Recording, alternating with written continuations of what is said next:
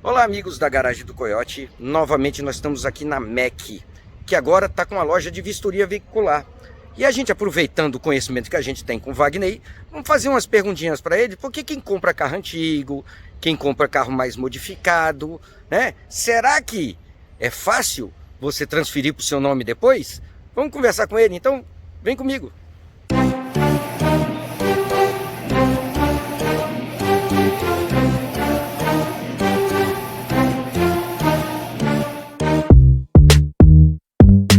Bom, amigos da Garagem do Coiote, de novo aqui com o Wagner, só que hoje a gente vai falar um pouquinho de vistoria veicular. A MEC está com uma loja de vistoria agora, né? Então eu estou aproveitando essa oportunidade para explorar um pouquinho o Wagner, porque assim, são aquelas dúvidas, basicamente é o seguinte: comprei um carro, se for zero não tem problema, normalmente não tem problema, a não ser, tem concessionária aí que diz que vai botar uma película original que na hora que vem fazer a vistoria não passa, né? Que aqui no DF as empresas têm todos os equipamentos para medir transparência, para medir pneu, fazer, e tem que cumprir a risca, é tudo filmado, então se você, principalmente aqui do DF ou estados que estão adotando esse mesmo tipo de procedimento, comprar um carro, será que você vai conseguir transferir para o seu nome? Será que ele passa na vistoria, né, Wagner? Porque o que acontece é de tudo, rapaz. O Wagner está me contando umas histórias aqui, vai contar umas histórias, acontece de tudo, né, não, Wagner? E o que acontece, Celso? Na verdade, essa legislação de película ela é velha, né? Mas é que com a terceirização dos serviços vem um rigor maior.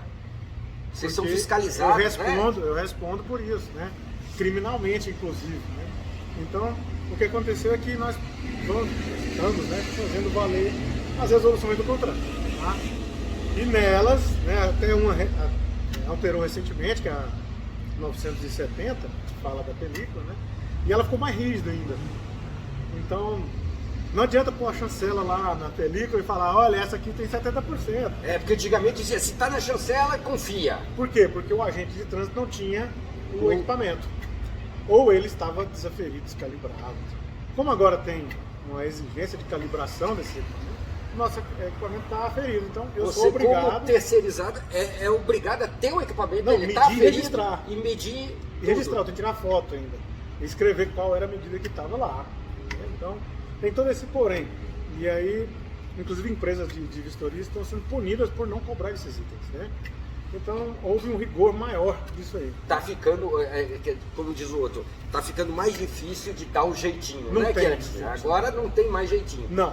Porque assim, aqui eu fiz uma transferência agora, tive que tirar as películas do vidro do carro que eu comprei, inclusive, ele já passou a orientação que ele disse, olha, antes de vir, se tiver película, já tira logo, porque normalmente as películas deles tá tudo fora de padrão. O que acontece, Celso? Como tem essa legislação já é antiga, ela só sofreu uma alteração pequena agora, né? Permitindo algumas coisas para o agente de trânsito, por exemplo, ter o poder de mandar você uma vistoria do Detran para confirmar, né, se a película que ele achou que estava escura está realmente.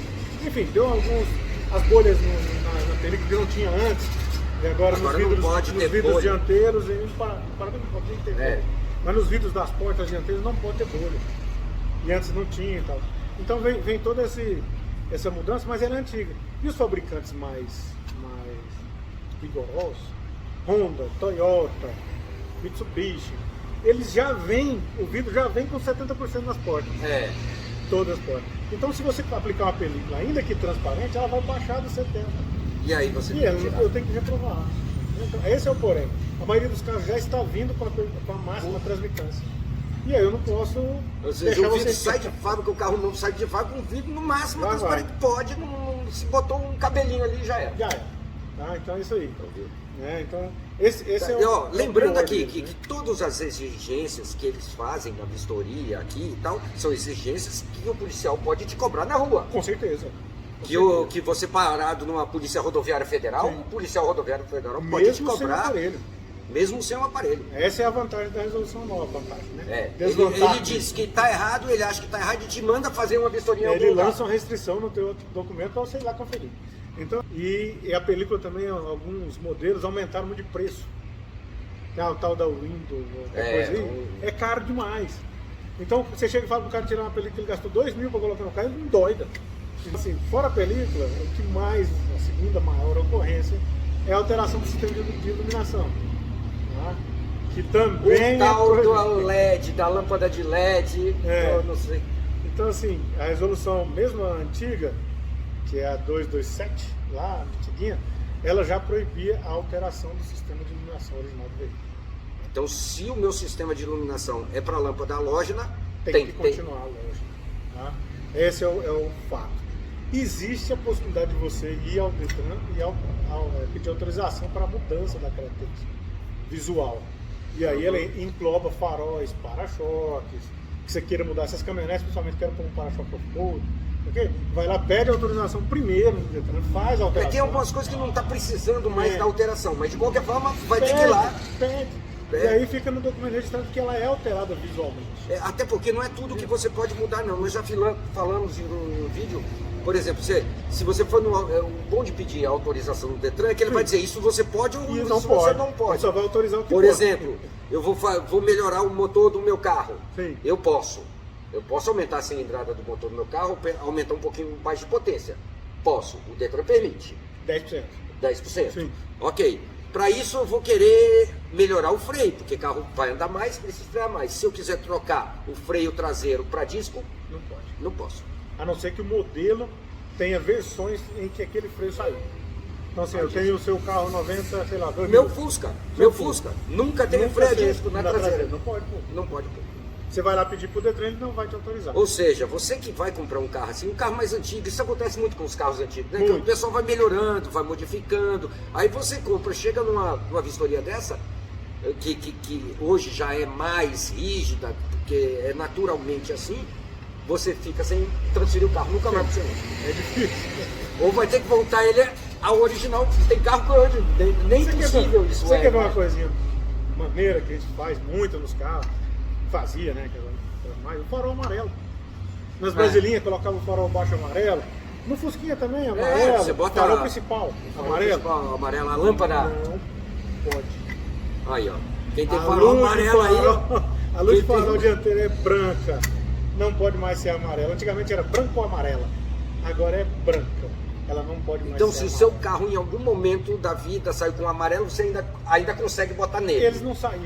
Não saíram. Era então, um acessório. Então já era. Então não tem. Tá? Então, mundialmente, porque na verdade é o seguinte, José, nós fomos signatários da Convenção de Viena de 68 só em 81. E o sistema Denatran-Contran, que agora é Senatran, só passou a vigorar com mais atenção em 88. Então as coisas que a gente tem de exigência são de 88 para cá. Então, via de regra, carros com 88 para baixo são mais fáceis, digamos assim. Uhum. Tem menos itens de verificação durante a transferência. Tá? Ah, tá. Porque você verifica de acordo com a legislação da época. Pertinente da época. Isso aí, vamos lá para os antiguinhos. Tem outro problemão, que é mais reprovável. Isso é importante, ó. Você que tem carro antigo, você que tem Jeep, os Jeepinhos mais antigos, ou o carro que você vai se modificando. Sim. Como passar tempo, não tem jeito. Assim. Carro antigo, então. Teve uma época que pôde fazer algumas coisas, depois não pôde mais, mas era tudo autorizado. Então, se você autorizou aquilo ali, na época, tá no documento do carro, vai.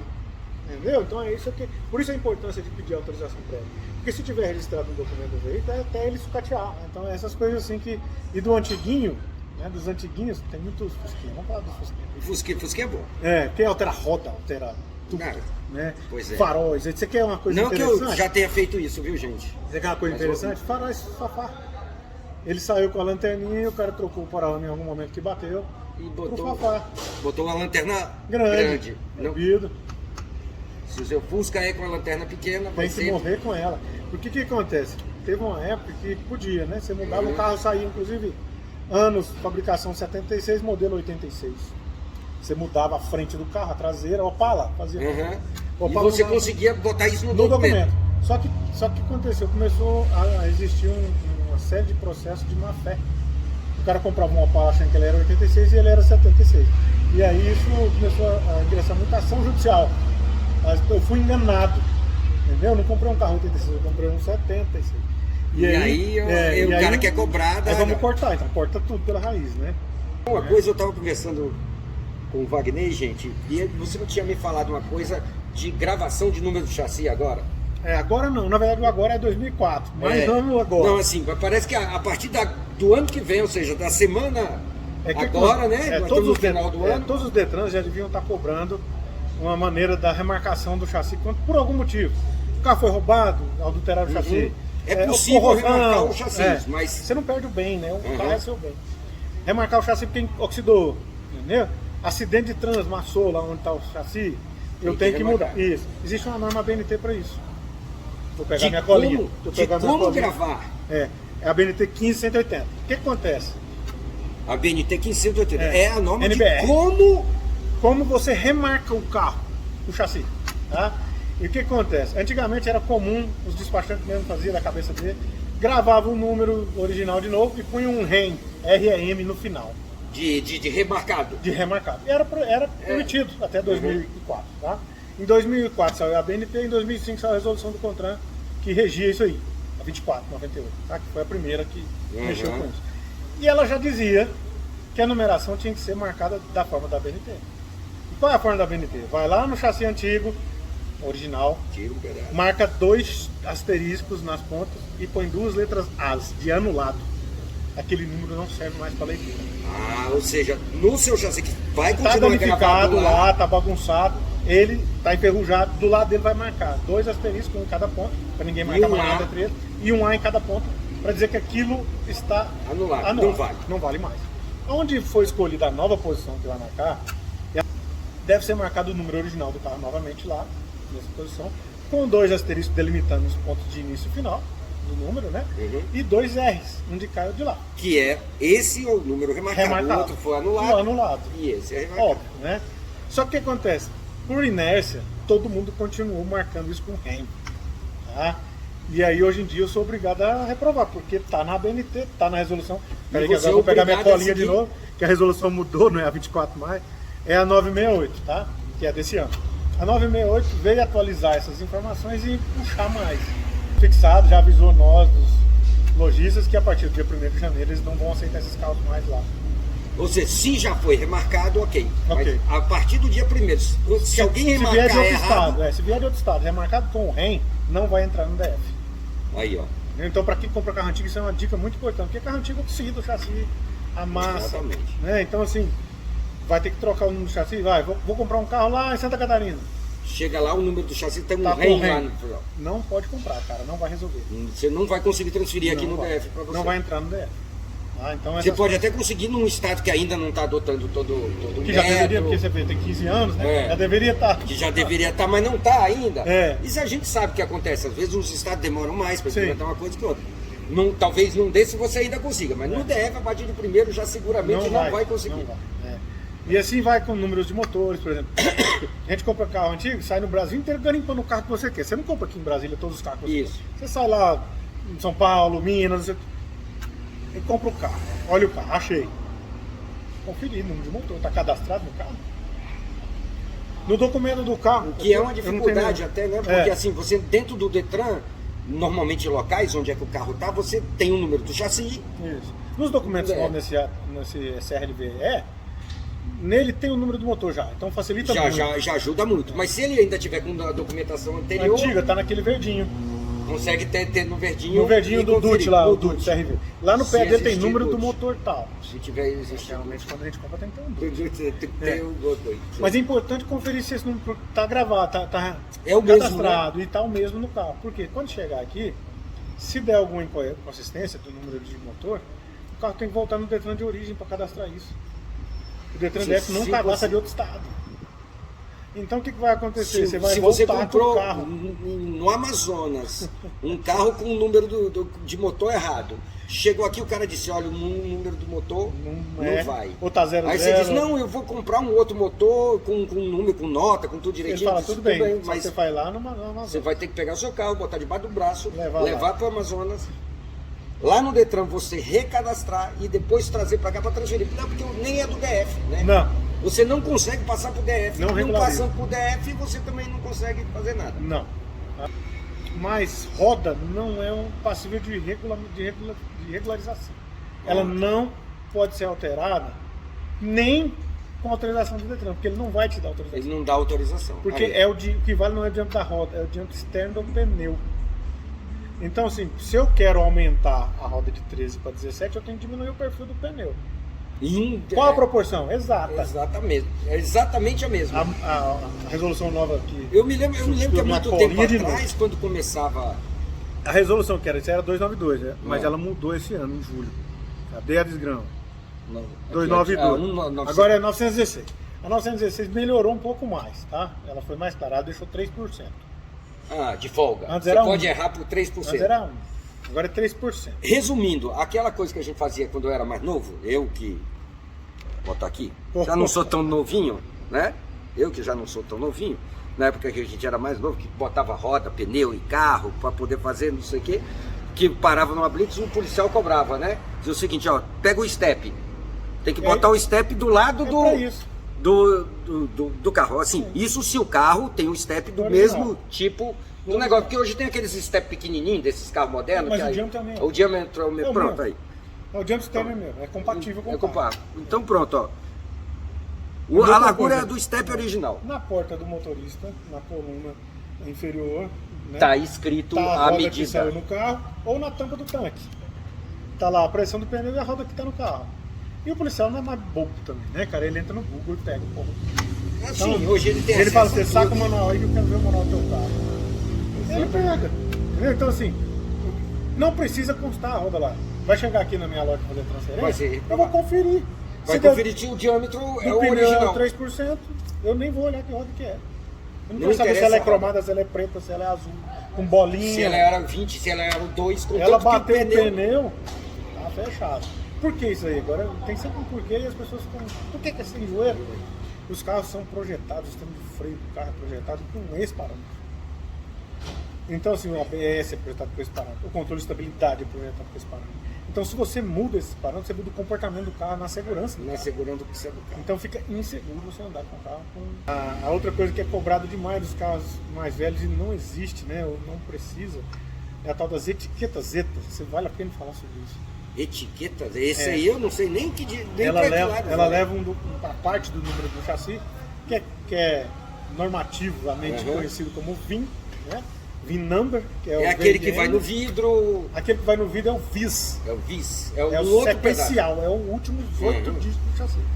E esse E vai... a etiqueta ETA vai o VIS, justamente o que vai no vidro do carro. Aham. Bom, vamos falar do vidro também junto com ela, mas vai os 8 números nela. Ela tem uma na porta do passageiro, ou na coluna central B, ou na C, ali, Aham. perto das dobradiscas, e uma no cofre do motor, em algum lugar. Isso. Nas torres, na parede de cortar-fogo, tem essa etiquetinha lá. As duas têm que estar preservadas, desde que o carro seja fabricado de 89 para frente.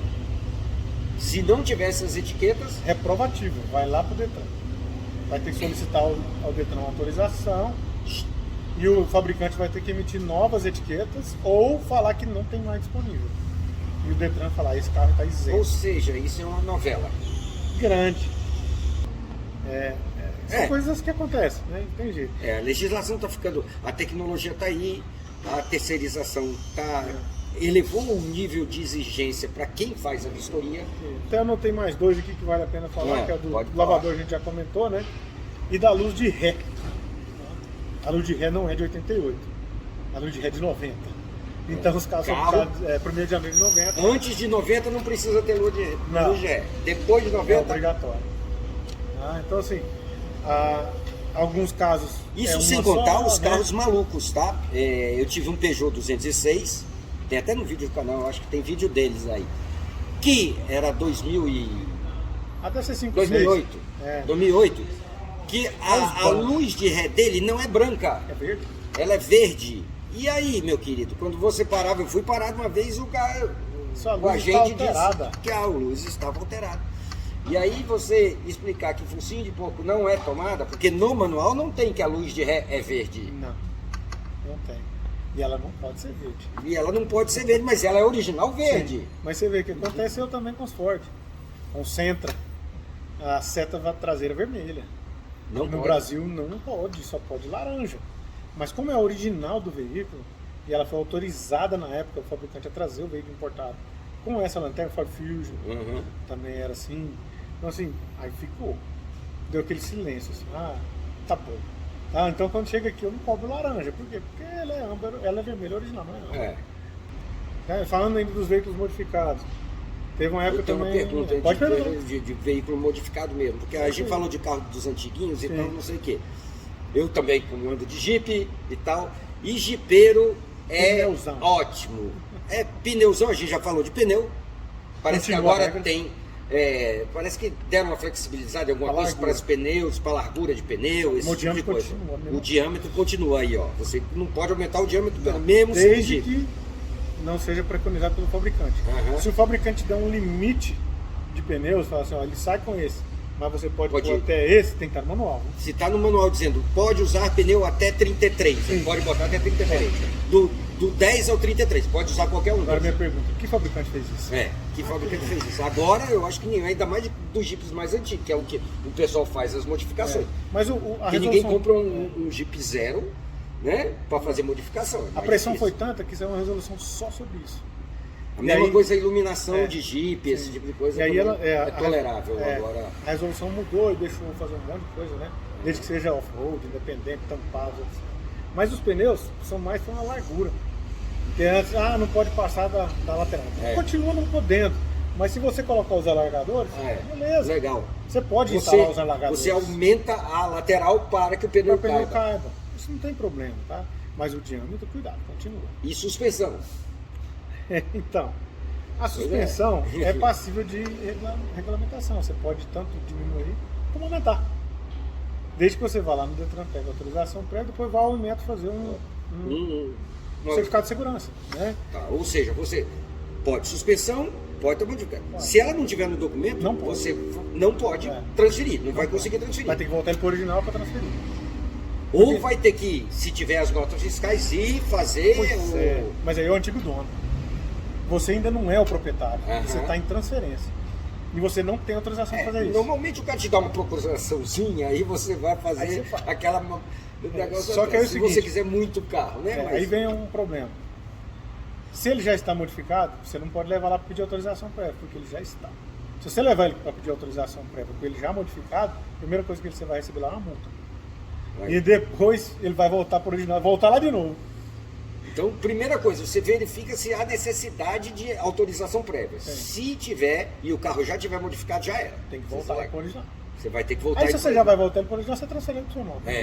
Né? Já faz logo isso. Já transfere. Depois você autoriza para fazer a sua modificação.